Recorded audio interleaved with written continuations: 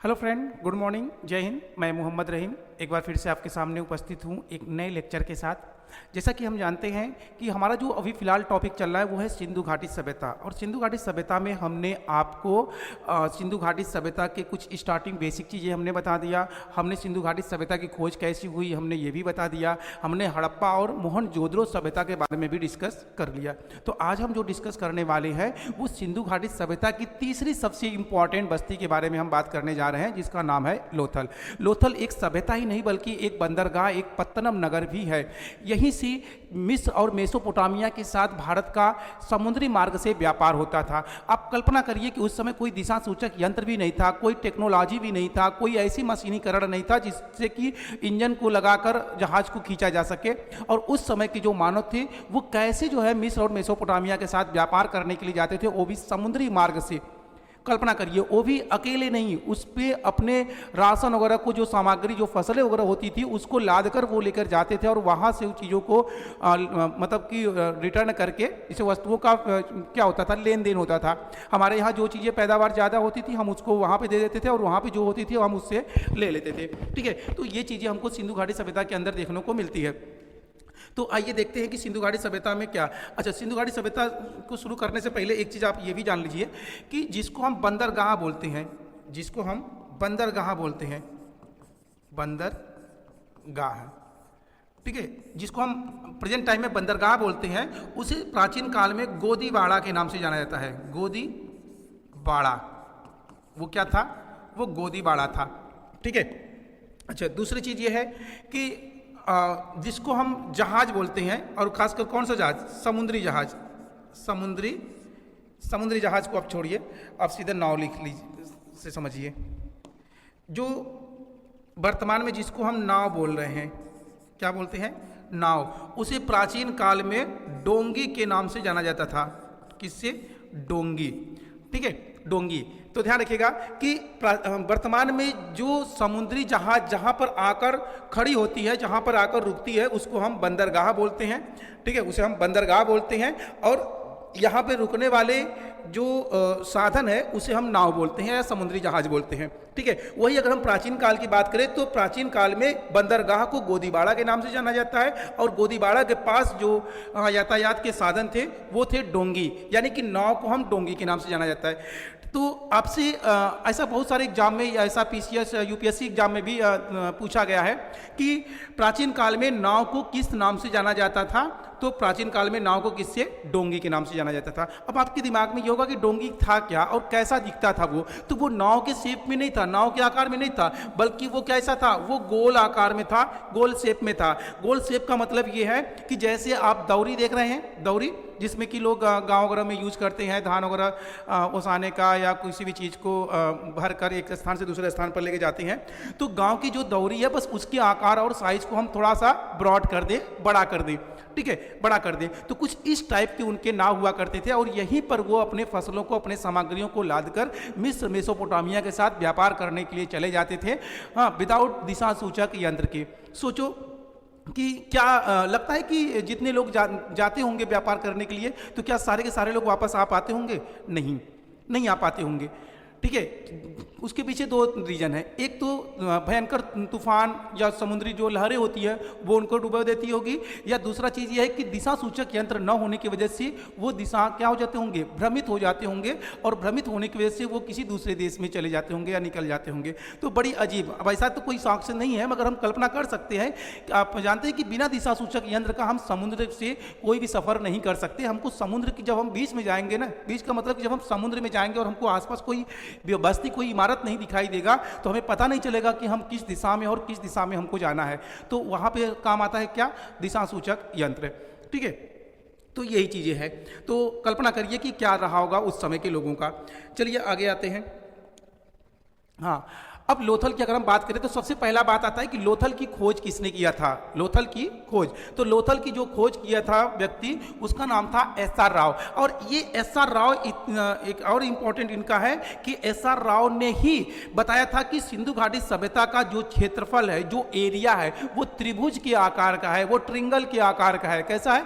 त्रिभुज के आकार का, पूरी तरीके से त्रिभुज नहीं, थोड़ा सा जो है डाइमेज है त्रिभुज के अकॉर्डिंग जो है। ठीक है, तो ये सारे यहाँ पे चार मतलब कि इसकी लास्ट छोर पर चार बस्तियां बसी हुई है। अगर हम यहाँ पे बात करें तो यहाँ पे है मांडा, और मांडा पड़ता है कहाँ पे? जम्मू कश्मीर में। यहाँ पे आलमगीर है, हाँ आलमगीरपुर, आलमगीरपुर जो पड़ता है वो आपका मेरठ में पड़ता है। यहाँ पे है दैमाबाद, और दैमाबाद कहाँ पे पड़ता है? महाराष्ट्र में पड़ता है। उसके बाद यहाँ पे है सुतका गैंडोर, सुतका गैंडोर कहाँ पड़ता है? तो बलूचिस्तान में पड़ता है। तो ये इसके जो है कि बस्तियां हैं। अच्छा, एक चीज और ध्यान रखिएगा कि इसमें ये पूछता है कि पूर्व, पश्चिम, उत्तर और दक्षिण, तो इसकी सबसे पूर्व में कौन सी बस्ती है? तो आप बोलेंगे आलमगीरपुर। इसके सबसे उत्तरी छोर पर कौन सी बस्ती है? तो आप बताएंगे मांडा। इसके सबसे दक्षिणी छोर पर कौन सी बस्ती है? तो आप बताएंगे दैमाबाद। इसके सबसे पश्चिमी छोर पर कौन सी बस्ती है? तो आप बताएंगे सुतका गैंडोर। इस तरह के भी क्वेश्चन आपसे एग्जाम में पूछे जा सकते हैं और पूछे भी गए हैं। ठीक है, तो ध्यान रखिएगा कि दिशाओं के हिसाब से, यानी कि सबसे लास्ट में, यानी कि पूरब की दिशा में अगर जितनी भी यहाँ पे बस्तियां एक तरफ से अगर हम आए तो सबसे लास्ट बस्ती जहां पे कि सिंधु घाटी सभ्यता का अंत हो रहा है तो वह है सुतका गैंडोर। सुतका गैंडोर के बाद सिंधु घाटी सभ्यता का अंत होता है। अंत मतलब कि इसके बाद कोई बस्ती हमको नहीं मिलती है। वही अगर हम इधर साइड में पूरब साइड में जाएं तो पूरब साइड में हमको देखने को मिलता है क्या? आलमगीरपुर सॉरी, आलमगीरपुर। आलमगीरपुर कहां पर है? तो ये मेरठ में है, ये मेरठ में है। तो ये सबसे लास्ट इसकी बस्ती है, पूरब की सबसे लास्ट बस्ती है। उत्तर की तरफ हम बढ़ेंगे तो सबसे लास्ट छोर पर जो बस्ती है वो मांडा है, जो कि जम्मू कश्मीर में आता है। ठीक है, दक्षिण की एकदम हम लास्ट में आएंगे तो सबसे लास्ट में बस्ती जो आपको पड़ेगा वो पड़ेगा दैमाबाद। वो कहाँ, कौन सा पड़ेगा? दैमाबाद। और दैमाबाद कहाँ पे है? महाराष्ट्र। यानी महाराष्ट्र नीचे सिंधु घाटी सभ्यता का मतलब कि कोई भी तरह का अस्तित्व हमको नहीं देखने को मिलता है। तो इस तरह से आप याद रखिएगा कि वो कौन से इतिहासकार या आर्कियोलॉजिस्ट था जिन्होंने बताया कि सिंधु घाटी सभ्यता का जो आकार है, जो शेप है, वो त्रिभुजाकार है। ध्यान रखिएगा, आकार त्रिभुजाकार है। और इसकी नगर योजना, इसकी नगर योजना कैसी है? अगर आपसे ये पूछ दिया जाए तो इसकी नगर योजना जो है वो आयताकार है। वो कैसा है? आयताकार। एक त्रिभुजाकार और दूसरा आयताकार, ये दोनों चीजें आप याद रखिएगा, आपसे एग्जाम में इस तरह के क्वेश्चन पूछे जा सकते हैं। ठीक है, तो पानी, बिना पानी का, एक मिनट सॉरी।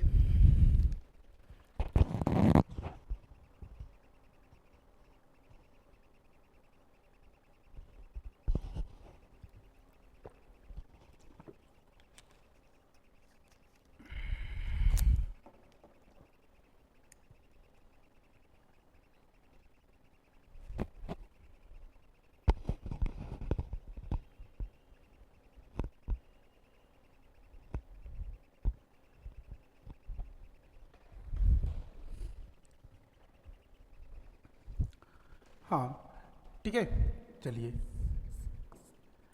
और इसकी टाइम 1957, यानी भारत की स्वतंत्रता संग्राम का जो लड़ाई हुआ था, युद्ध हुआ था, ठीक है, 1857 में। तो 1857 के 100 साल बाद जो है इसकी खोज की गई थी, किसकी? लोथल की खोज की गई थी 1957 में। ठीक है, अच्छा देखिए, एक चीज़ हम आपको और बता दें, इसकी डिस्टेंस भी कभी कभी आपसे पूछ देता है कि यहाँ से यहाँ तक की इसकी लंबाई क्या है और यहाँ से यहाँ तक की इसकी लंबाई क्या है। तो यहाँ से यहाँ तक की जो लंबाई है वो आपका है लगभग 1600 किलोमीटर। ठीक है, कितना है? 1600 किलोमीटर। कोई कोई इसको 1500 भी लिखता है। और यहाँ से जो है यानी कि उत्तर से दक्षिण की जो लंबाई है वो है 1400 किलोमीटर। वो कितना है? वो 1400 किलोमीटर है। चलिए, अच्छा अब अगला देखते हैं हम क्या है।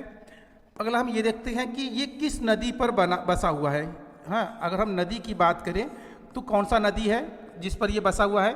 तो ये है भोगवा नदी। भोगवा नदी, ये भोगवा नदी पर बसा हुआ है।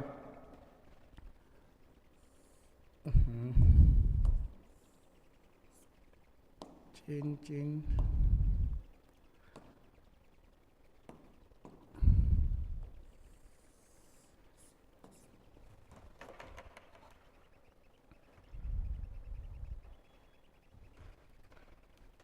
ठीक है, ये कहाँ पे है? तो ये गुजरात, गुजरात के अहमदाबाद में। ठीक है, ये गुजरात के अहमदाबाद में है। अच्छा, इसकी खासियत क्या है इस बस्ती की, थोड़ा सा ये भी जान लेते हैं।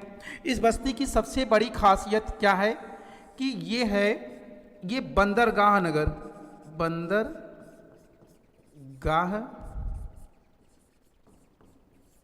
नगर है। ठीक है, ये कौन सा नगर है? इसे बंदरगाह नगर या पत्तनम नगर भी कहा जाता है, पत्तनम। अच्छा, और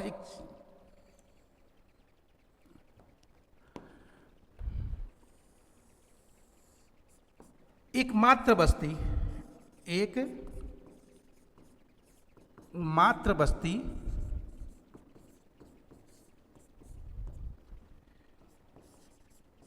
जिसके दरवाजे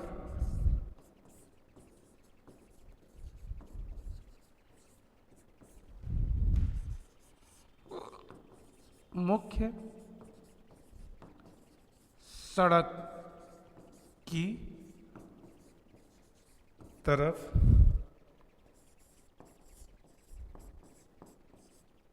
खुलते थे।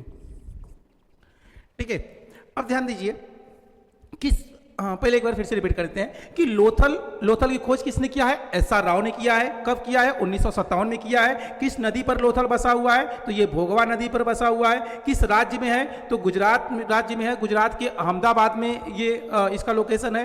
ठीक है, ये एक बंदरगाह नगर या एक पत्तनम नगर है। ठीक है, ये एक मात्र बस्ती है जिसकी दरवाजे मुख्य सड़क की तरफ खुलते हैं। अब आप सोचेंगे मुख्य सड़क की तरफ खुलते हैं, ये कौन सा लॉजिकल बात है?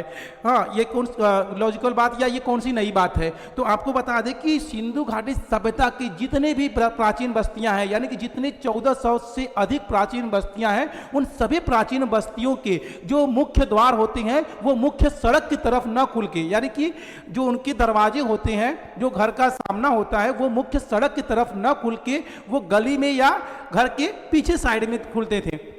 ठीक है, घर के पीछे साइड में। और केवल पूरे सिंधु घाटी सभ्यता में एकमात्र लोथल ही बस्ती था जहां की दरवाजे मुख्य सड़क की तरफ खुलते थे।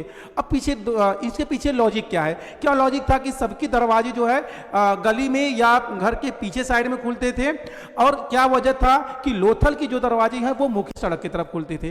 तो आइए इस पर हम बात करते हैं। पहली बात आप ये जान लीजिए कि सिंधु घाटी सभ्यता के जो लोग थे वो अपने दरवाजे मुख्य सड़क की तरफ न खोल के बगल में गली की तरफ या अपने घर के पीछे साइड की तरफ वो खोलते थे। इसके पीछे पहला कारण यह था कि अतिक्रमण से बचना, गंदगी से बचना और एक्सीडेंट से बचना। एक्सीडेंट का मतलब यह है कि जैसे कि दरवाजा सामने की तरफ खुला हुआ है, कोई छोटा बच्चा जो है कि घूमते टहलते खेलते कूदते जो है रोड की तरफ चल गया, और कोई बैलगाड़ी आया या कोई घोड़ा आया या कोई जानवर आया, उसको दबाकर निकल गया। उस समय क्या था प्रचलन? बैलगाड़ी वगैरह चलाने का प्रचलन था।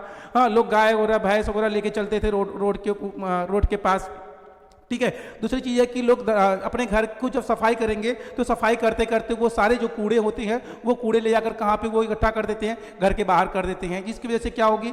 गंदगी होगी। तो सोचिए कि इतना ज़्यादा वो इस बात का ध्यान रखते थे। तो अगर सारे लोग ऐसा ही करते थे तो लोथल के जो लोग थे वो क्यों ऐसा नहीं करते थे? तो रीजन ये था कि ये बंदरगाह नगर था, ये पत्तनम नगर था, और यहाँ पे अगर घर के पीछे या गली की तरफ दरवाजे खोलेंगे तो जो सामान्य लोड होती हैं, जो देश विदेश से सामाने आ रही है, मिस्र मेसोपोटामिया से चीजें आ रही है, या भारत के अन्य राज्यों के लोग लाकर जो लोथल में रख रहे हैं, ठीक है, तो उनके लिए दिक्कत होगा उस गली या उस पीछे साइड में जाना। तो मतलब डायरेक्ट चीजों को उतारना चढ़ाना रहता है, इसलिए उनके लिए आरामदायक होता था। इसलिए वो मुख्य सड़क की तरफ दरवाजे को खोलते थे जिससे कि आसानी से चीजों को उतारा और चढ़ाया जा सके। ठीक है, दूसरी चीज यह कि लोथल में जो है कि हमको इस तरह के भी एविडेंस मिले हैं। कैसा? होटल टाइप के, हाँ, रुकने के लिए, ठहरने के लिए, आराम करने के लिए कमरे वगैरह भी हुआ करते थे। लोग आकर यहाँ पे किराया पर जो है कि लोग रुकते हैं, क्योंकि कोई दूर से, कितना दूर से लेकर सामग्री को आया, रात हो गया, अब रात उसको क्या करना पड़ेगा? रुकना पड़ेगा। पता चला सुबह में निकलना है, शाम को निकलना है, जो भी चीजें उनका था। तो इस तरह की भी व्यवस्थाएं हमको जो है देखने को मिलती है। कहाँ पे? लोथल में। ठीक है, तो आप पहले इसको इतना करिए, फिर हम बताते हैं कि क्या क्या एविडेंस और साक्ष्य मिले थे लोथल से।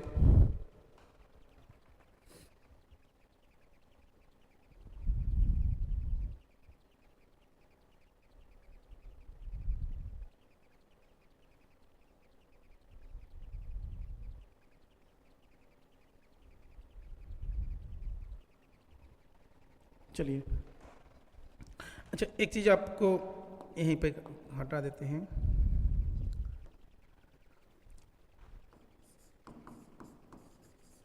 रंगपुर, धौला वीरा, सुरकोतदा, ये भी क्या थे? ये भी बंदरगाह नगर थे। ये भी क्या थे? ये भी सिंधु घाटी सभ्यता के बंदरगाह नगर थे, मगर ये ज़्यादा इंपॉर्टेंट नहीं थे। यहाँ से ज़्यादा व्यापार नहीं होते थे। सबसे ज़्यादा जो व्यापार होते थे, सबसे ज़्यादा जो फेमस या चर्चित है वो क्या था? वो लोथल था। ठीक है, चलिए अब आइए,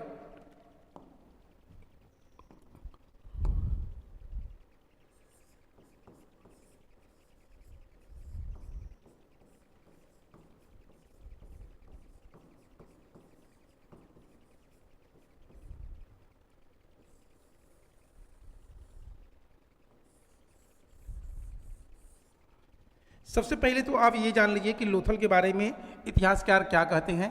ये कहते हैं कि लोथल क्या है? लोथल को लघु लघु हड़प्पा या लघु मोहन जोदड़ो, जैसा कि हमने बताया कि हड़प्पा और मोहन जोदड़ो के बाद अगर कोई इंपॉर्टेंट बस्ती था तो वो क्या था? वो लोथल था। इसलिए लोथल को लघु हड़प्पा या लघु मोहन जोदड़ो से कंपेयर कर दिया गया, इसकी तुलना कर दी गई। ठीक है, तो लघु हड़प्पा या लघु मोहन जोदड़ो के नाम से किस हड़प्पाई या किस सैंधव बस्ती को जाना जाता है? तो आपका जवाब होगा लोथल। ठीक है, लोथल को लघु हड़प्पा या लघु मोहन जोदड़ो के नाम से जाना जाता है। अच्छा, दूसरी चीज यह है कि यहाँ से अगर हम साक्ष्य की बात करें तो हम कह सकते हैं कि किसका? गोदीबाड़ा का, गोदीबाड़ा का साक्ष्य। और वो भी कैसा गोदीबाड़ा? विशालकाय, यानी कि बहुत बड़ा गोदीबाड़ा हमको यहाँ पे देखने को मिलता है। यानी कि जितने भी सैंधव सभ्यता के बंदरगाह थे, उन बंदरगाहों में सबसे बड़ा जो बंदरगाह था वो कौन सा था? वो लोथल था। ठीक है, तो अब चूंकि गोदीबाड़ा के साक्ष्य मिले हैं तो हमको किसका? डोंगी का भी साक्ष्य मिलेगा, यानी कि नाव का। ठीक है, तो डोंगी का या गोदीबाड़ा की साक्ष्य हमें कहाँ से मिलते हैं? किस हड़प्पाई बस्ती से मिलती है? तो आपका जवाब होगा लोथल से। लोथल से हमको 3 युगल समाधि देखने को मिलती हैं। लोथल से हमको 3 युगल समाधि, 3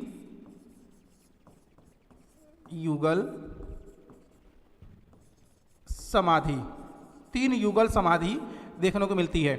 ठीक है, अब 3 युगल समाधि क्या है? 3 युगल समाधि का मतलब यह है कि एक ही समाधि में 3 लोगों के शवों को दफनाए जाने के साक्ष्य हमको लोथल से देखने को मिलता है। कुछ लोग कहिए कि 3 समाधि मतलब अलग अलग समाधि है, अलग अलग कब्र है। ठीक है, तो देखिए आपको मालूम होगा कि मैक्सिमम जो मतलब ये समाधि मिलती हैं वो 2 लोगों की मिलती है, यानी कि स्त्री और पुरुष।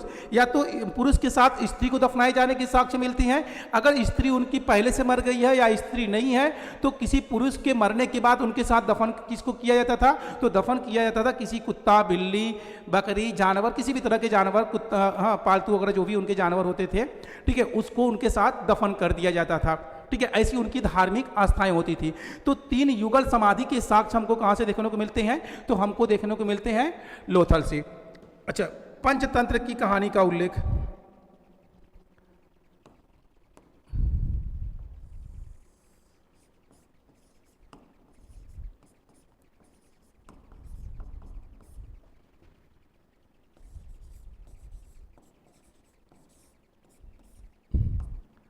पंचतंत्र कहानी। अच्छा, पंचतंत्र कहानी से पहले हम थोड़ा सा युगल समाधि को आपको थोड़ा और एक्सप्लेन कर दें। देखिए, युगल समाधि को आप इस तरह से लीजिएगा जैसे कुछ समय पहले, हाँ, जिसको कि अब भारत के अंदर से समाप्त कर दिया गया है, जिसे हम सती प्रथा कहते हैं। तो 3 चीज़ों की हम बात करेंगे, सती प्रथा के बाद जौहर प्रथा, और जौहर प्रथा के बाद हम युगल समाधि। यानी प्राचीन काल में जो काम युगल समाधि के साथ होता था वही बाद में, हाँ, यानी कि आधुनिक भारत की शुरुआत में हमको सती प्रथा के तौर पे देखने को मिलते हैं। ठीक है, सती प्रथा और युगल समाधि के बीच में एक और कड़ी आता है जिसको हम बोलते हैं जौहर प्रथा। ठीक है, क्या हम बोलते हैं? जौहर प्रथा। थोड़ा लिख ही देते हैं। अगर हम ये प्रथाओं की अगर बात करें, अगर हम इन प्रथाओं की बात करें तो 3 तरह की हमको ये प्रथा देखने को मिलती है। कौन कौन है भैया? युगल समाधि, समाधि ही सीधे लिख देते हैं।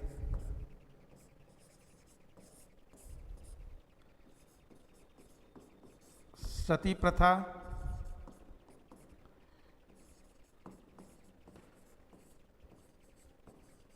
जौहर प्रथा। ठीक है, समाधि अच्छा नहीं लग रहा है, थोड़ा सा अलग हो जाएगा, पूरा ही लिख देते हैं।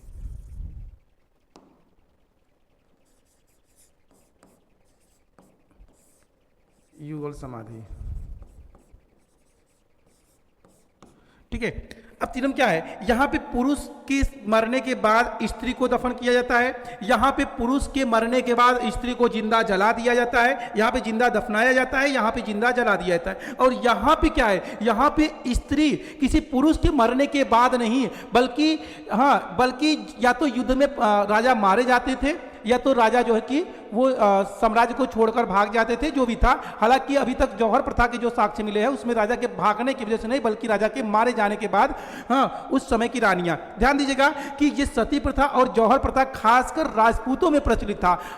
राजपूतों में प्रचलित था, और सती प्रथा तो राजपूतों के साथ साथ अन्य लोगों में यानी कि हिंदू धर्म में प्रचलित था ही, मगर जो जौहर प्रथा था ये मुख्य रूप से राजपूतों को ही देखने को मिलता है।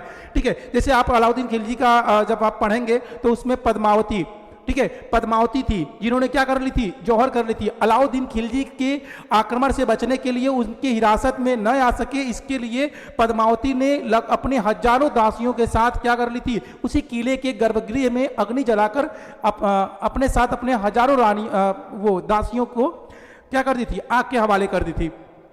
ठीक है, वही हम सती प्रथा की अगर हम बात करें तो सती प्रथा के का पहला जो एविडेंस हमको देखने को मिलता है वो भानुगुप्त के एरड़ अभिलेख में देखने को मिलता है। इस बात को आप याद रखिएगा। ठीक है, एक भानुगुप्त शासक का नाम है भानुगुप्त, ये गुप्त वंश का शासक है, भानुगुप्त का शासक है। इसके द्वारा एक अभिलेख का निर्माण किया जाता है जिसका नाम है एरड़ अभिलेख। क्या नाम है? एरड़ अभिलेख।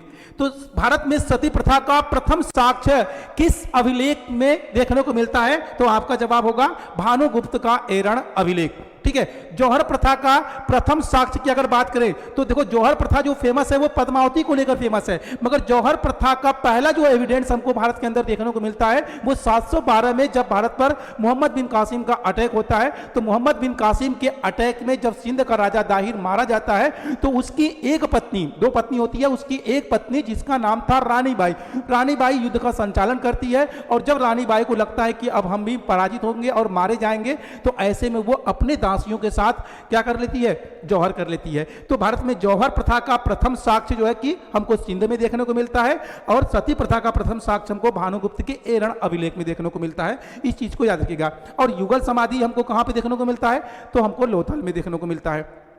ठीक है, यहाँ पे पुरुष को जिंदा दफनाया जाता है, यहाँ पे स्त्री को जिंदा दफनाया जाता है, यहाँ पे स्त्री को जिंदा जलाया जाता है, और यहाँ पे राजा के मारे जाने के बाद रानी खुद ही जो है जौहर कर लेती थी। तो इतनी सहनशीलता केवल राजपूत स्त्रियों में ही था। ठीक है, बाकी कोई भी इस तरह के बहुत सारे राजा लोग मारे गए थे, स्त्रियां या तो अरेस्ट कर ली गई, या तो अधीनता स्वीकार कर ली, या उनके साथ विवाह कर ली। तो मैक्सिमम जो है कि क्या होती थी, वो जौहर कर लेती थी। ठीक है, तो पहले इसको लिख लिए, नोट करिए फटाक से।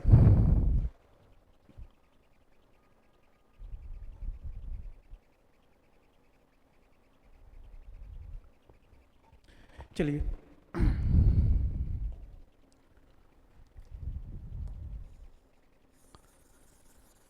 तू मुझे कबूल, मैं तुझे कबूल, तू मुझे कबूल। हाँ, देखिए पंचतंत्र कहानी की अगर हम जब बात करते हैं तो वो नाम किसका आता है? कौवा, कौवा और लोमड़ी, कौवा और लोमड़ी। ठीक है, तो लोथल से हमको जो है 2 तरह की चीजें हमको देखने मिलती है। एक तो ये जो पंचतंत्र की कहानी के साक्ष्य है, तो एक मृदभांड होता है, उस मृदभांड के ऊपर चित्रकारी किया गया है, और उस चित्रकारी में दिखाया जा रहा है कि कौवा और लोमड़ी के। ठीक है। कौवा और लोमड़ी की कहानी को, यानी कि ये कौवा और लोमड़ी का जो कहानी है उसे क्या नाम दिया गया है? पंचतंत्र। अब पंचतंत्र किसके द्वारा दिया गया है नाम? तो ये नाम दिया गया है विष्णु शर्मा। विष्णु शर्मा। अब ये विष्णु शर्मा कौन है? ये पंचतंत्र के लेखक है। ये कौन है? पंचतंत्र, पंचतंत्र कहानी के लेखक हैं। ध्यान रखिएगा, पंचतंत्र कहानी, पंचतंत्र को लेकर बड़ी ज़्यादा क्वेश्चन पूछे जाते हैं। ये हिस्ट्री का तो पार्ट है ही है, ये हिंदी का भी पार्ट है, मुख्य रूप से ये हिंदी का पार्ट है। तो हिंदी में पूछा जाएगा कि पंचतंत्र के लेखक कौन है, तो आपका आंसर होगा विष्णु शर्मा। हाँ, विष्णु शर्मा के साथ साथ एक सबसे बड़ी जो बात है वो आपको याद रखने की जरूरत है कि पूरी दुनिया में एकमात्र यही कहानी है जिसको पूरे विश्व में लगभग 50 से अधिक भाषाओं में पढ़ा जाता है। ठीक है, विश्व में सबसे अधिक भाषाओं में लिखी गई कहानी कौन सी है? तो वो है पंचतंत्र। लगभग 50 से अधिक भाषाओं में इसको जो है पढ़ा गया है या उसको लिखा गया है। ठीक है, हटाते हैं इसको।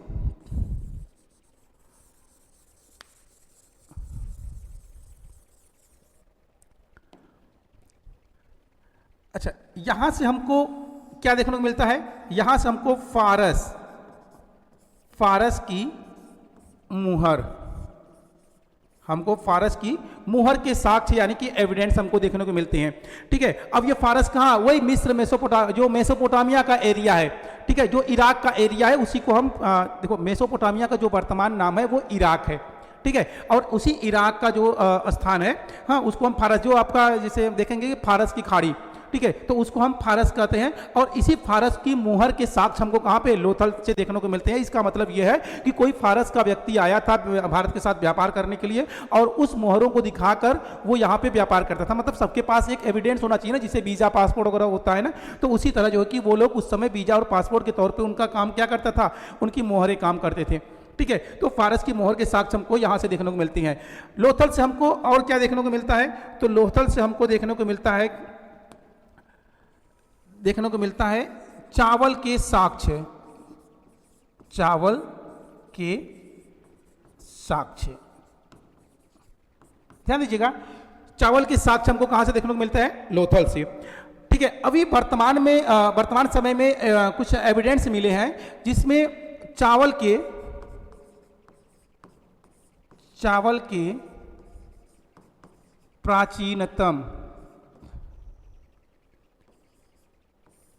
प्राचीनतम साक्ष्य संत कबीर नगर के लहुरा देव, संत कबीर नगर के लहुरा देव से हमको चावल के प्राचीनतम साक्ष्य मिलते हैं, जो यूपी का क्षेत्र है। ठीक है, यहां से कितने? लगभग 8000 बीसी पुराना, 8000 बीसी को अगर हम वर्तमान समय से जोड़ दें तो लगभग 10,500 साल।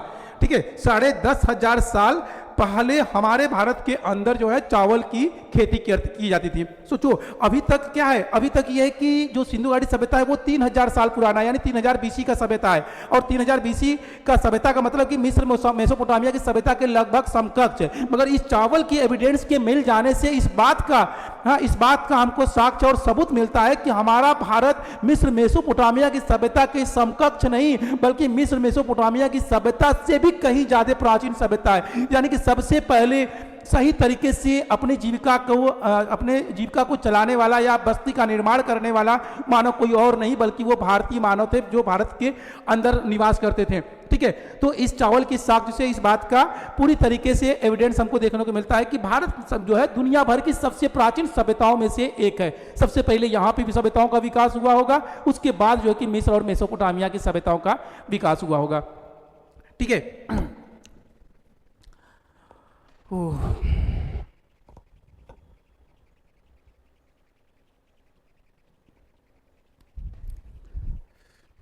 हो गया।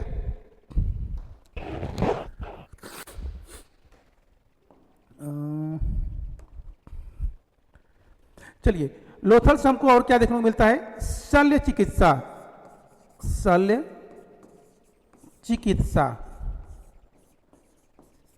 शल्य चिकित्सा के साक्ष्य। अब शल्य चिकित्सा क्या है? तो एक बालक है, बालक के सिर में भाला, एक बालक है, बालक के सिर में भाला धंसा हुआ है, भाला लगा हुआ है।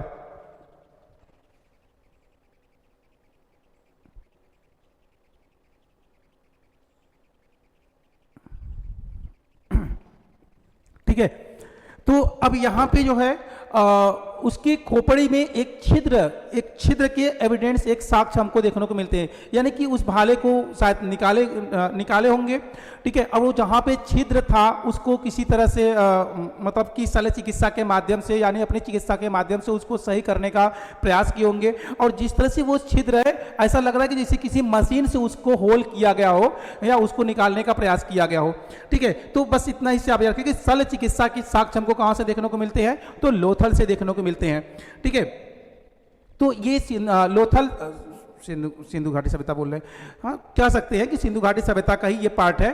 तो लोथल से हमको शल्य चिकित्सा के भी साक्ष्य देखने को मिलते हैं। ठीक है, तो ये कुछ इंपॉर्टेंट फैक्ट है लोथल से रिलेटेड, इससे ज़्यादा आपको एग्जाम में नहीं पूछे जाएंगे, तो इसको आप जो है अच्छे से एक बार रिवीजन कर लीजिएगा। तब तक के लिए थैंक यू, धन्यवाद। जय हिंद, जय भारत।